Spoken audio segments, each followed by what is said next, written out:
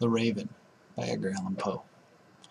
Once, upon a midnight dreary, while I pondered, weak and weary, over many a quaint and curious volume of forgotten lore, while I nodded, nearly napping, suddenly there came a tapping, as if someone gently rapping at my chamber door. "'Tis some visitor," I muttered, "tapping at my chamber door.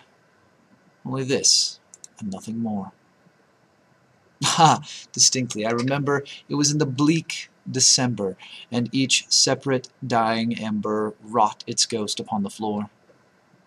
Eagerly I wished the morrow, vainly I had sought to borrow from my books surcease of sorrow, sorrow for the lost Lenore, for the rare and radiant maiden whom the angels named Lenore, nameless here forevermore. And the silken, sad, uncertain rustling of each purple curtain thrilled me, filled me with fantastic terrors never felt before, so that now, to still the beating of my heart, I stood, repeating, "'Tis some visitor entreating entrance at my chamber door. Some late visitor entreating entrance at my chamber door. This it is, and nothing more." Presently, my soul grew stronger, hesitating, then no longer. "Sir," said I, "or madam, truly your forgiveness I implore, but the fact is I was napping, and so gently you came rapping, and so faintly you came tapping at my chamber door, that I scarce was sure I heard you." Here I opened wide the door. Darkness there, and nothing more. Deep into that darkness peering, long I stood there, wondering, fearing, doubting dreams no mortal ever dared to dream before. But the silence was unbroken, and the stillness gave no token, and the only word there spoken was the whispered word, "Lenore." This I whispered, and an echo murmured back the word, "Lenore." Merely this, and nothing more. Back into the chamber turning, all my soul within me burning. Soon again I heard the tapping something louder than before. "Surely," said I, "surely there's something at my window lattice. Let me see then what thereat is, and this mystery explore. Let my heart be still a moment, and this mystery explore. 'Tis the wind, and nothing more." Open here I flung the shutter, and when, with many a flirt and flutter, in there stepped a stately raven of the saintly days of yore. Not the least obeisance made he, not an instant stopped or stayed he, but with mien of lord or lady, perched above my chamber door, perched upon a bust of Pallas just above my chamber door, perched and sat, and nothing more. Then this ebony bird beguiling my sad fancy into smiling by thy grave and stern decorum of the countenance it wore. "Though thy crest be shorn and shaven, thou," I said, "art sure no craven, ghastly, grim, and ancient raven, wandering from the nightly shore. Tell me what thy lordly name is on the night's Plutonian shore." Quoth the raven, "Nevermore." Much I marveled at this ungainly fowl to hear discourse so plainly, though its answer little meaning, little relevancy bore, for we cannot help agreeing that no living human being ever yet was blessed with seeing bird above his chamber door, bird or beast upon the sculpted bust above his chamber door, with such a name as Nevermore.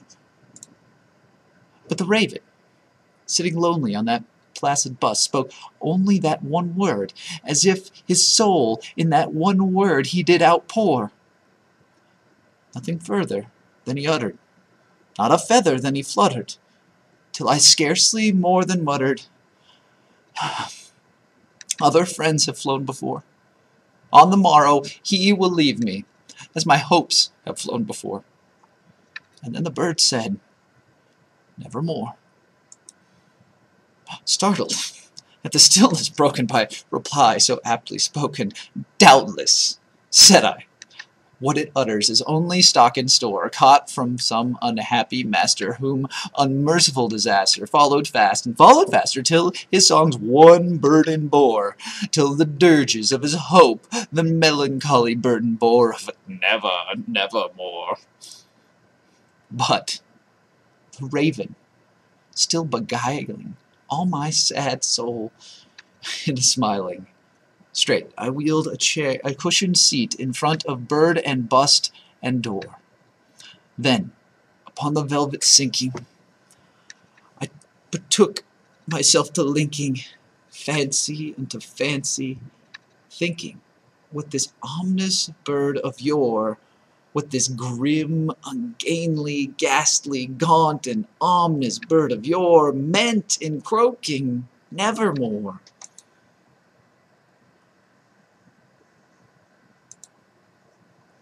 This I sat, engaged in guessing, but no syllable expressing, to the fowl whose fiery eyes now burned into my bosom's core.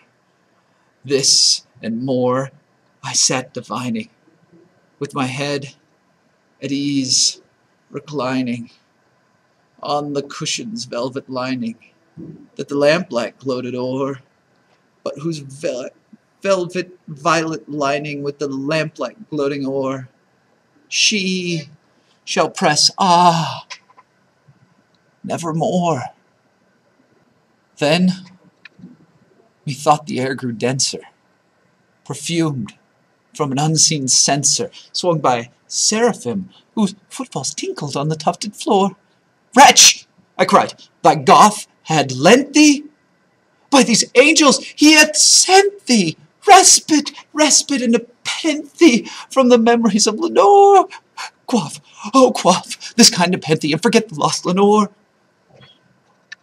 Quoth the raven, "Nevermore." "Prophet," said I, "thing of evil, prophet still, if bird or devil, whether temper sent thee, or whether tempest tossed thee here ashore, desolate, yet all undaunted, on this desert land enchanted, on this home by horror haunted, tell me, truly I implore, is there balm in Gilead? Tell me, I implore." Quoth the raven, "Nevermore." "Prophet," said I, "thing of evil, prophet still, if bird or devil, by thy heaven that bends above us, by thy God we both adore, tell this soul with sorrow laden, if within the distant Aidenn it shall clasp a sainted maiden, whom the angels named Lenore. Clasp a rare and radiant maiden, whom the angels named Lenore."